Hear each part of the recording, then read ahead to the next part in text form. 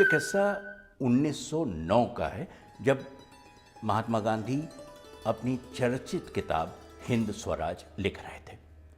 उस समय पोरबंदर में और राजकोट में और दीगर जगहों पर, बम्बई में भी जहाँ गांधी रहे थे तब तक, वहाँ एक कहावत कही जाती थी कि मियाँ और महादेव की नहीं बनती, बन ही नहीं सकती, दोनों में बहुत फर्क है।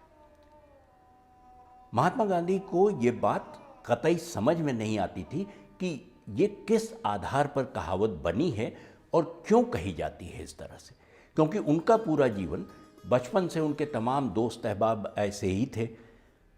उसमें शेख महताब थे जो उनके साथ खेलते भी थे, जिन्होंने गांधी को गोश्त खिलाया था और बल्कि साल भर तक खिलाते रहे थे। जब उनकी पहली नौकरी लगी तो उनको नौकरी देने वाले दादा अब्दुल्ला थे दक्षिण अफ्रीका में। वहाँ से वो लौट कर आए। दांडी मार्च के समय जो आदमी जिसको गांधी ने तय किया कि मेरी गिरफ्तारी के बाद कौन दांडी मार्च का नेतृत्व करेगा, वो अब्बास तैयब जी थे। तो महात्मा गांधी को ये बात समझ में नहीं आती थी कि यह मुहावरा क्यों बना, कैसे बना और क्यों लोगों के बीच प्रचलित है। इसकी कोई वजह उनको दिखाई नहीं देती थी। उनका ये कहना था कि तमाम लोग, जब एक बार किसी आदमी ने उनसे पूछ लिया कि साहब two nation theory Muslim League की है और उस पर आपका क्या कहना है, तो उन्होंने कहा यह बिल्कुल गलत है। इस देश में टू नेशन थियरी हो ही नहीं सकती। क्रिश्चियन कहाँ जाएंगे, जैन का क्या होगा, बौद्धों का क्या करेंगे आप? अगर यही आधार है, धर्म ही आधार है देश बनाने का, तो इन धर्मों ने कौन सा गुनाह किया है?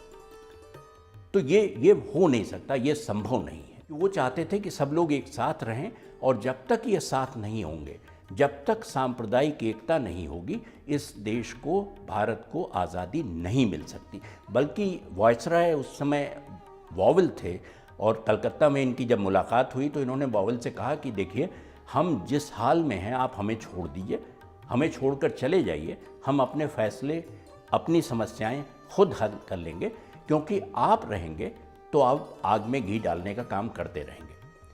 वो लगभग वॉवेल को उन्होंने इन शब्दों में कह दिया कि आपकी ज़रूरत नहीं है, क्योंकि आपके रहते हिंदू मुसलमान एकता हो ही नहीं सकती, ये संभव नहीं है। लेकिन महात्मा गांधी का कहना था कि मैंने इस हिंदू मुस्लिम फसाद की जड़ समाज में कितनी गहरी है, इसका अंदाज़ा थोड़ा सा मुझे दक्षिण अफ्रीका में हुआ था, लेकिन ज़्यादा हिंदुस्तान आकर पता चला।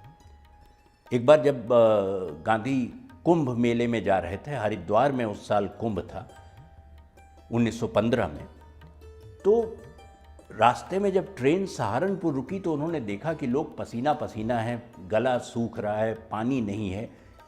लेकिन पानी पीने वाला आता था, पिलाने वाला, और अगर इनको पता चल जाए कि वो मुसलमान है तो उसके हाथ से पानी नहीं पीते थे। हिंदू पानी का इंतज़ार करते थे, मुसलमान पानी नहीं पी सकते थे, जान भले चली जाए। ये बहुत समय तक गांधी को ये बात सालती रही कि अगर डॉक्टर मुसलमान हो और वो आपको दवा दे तो आप ले लेंगे, लेकिन पानी उसके हाथ का नहीं पिएंगे। इसका मतलब समस्या समाज में है, बाहर है और आपके अंदर है। उसका इससे कोई मतलब नहीं है कि आप हिंदू हैं कि मुसलमान। ये आईएनए के तमाम लोग, आज़ाद हिंद फौज के तमाम लोग जब गिरफ्तार हुए, उन पर मुकदमा चलने वाला था, ये सब लोग रेड फोर्ट में बंद थे, तो गांधी उनसे मिलने गए और इन्होंने पाया कि जो बात इन्होंने वॉवेल से कलकत्ता में कही थी कि आपके रहते एकता नहीं हो सकती, वो कितनी सच थी। ये जब उन सिपाहियों ने, आज़ाद हिंद फौज के लोगों ने गांधी को बताया कि साहब यहाँ सुबह हाँक लगती है कि हिंदू चाय तैयार है, मुसलमान चाय अभी आने वाली है, तो इन्होंने सिपाहियों से पूछा कि आप लोग करते क्या हैं? हमारे अंदर बिल्कुल कोई झगड़ा नहीं है, लेकिन सरकार का हुक्म है कि हिंदू चाय अलग बने, मुसलमान अलग। महात्मा गांधी ने सुभाष चंद्र बोस के काम करने के ढंग की, फौज के गठन और फौज के ज़रिए आज़ादी हासिल करने की कोशिश की, कई बार आलोचना की थी, लेकिन लाल किले से लौटने के बाद गांधी ने साफ साफ शब्दों में कहा कि सुभाष बोस एक नेशनलिस्ट राष्ट्रवादी नेता हैं। उनका सबसे बड़ा योगदान एक पूरी तंजीम खड़ा करना और उसमें छुआछूत और हिंदू मुसलमान का भेद मिटा देना है। इसके लिए मैं उन्हें सलाम करता हूँ।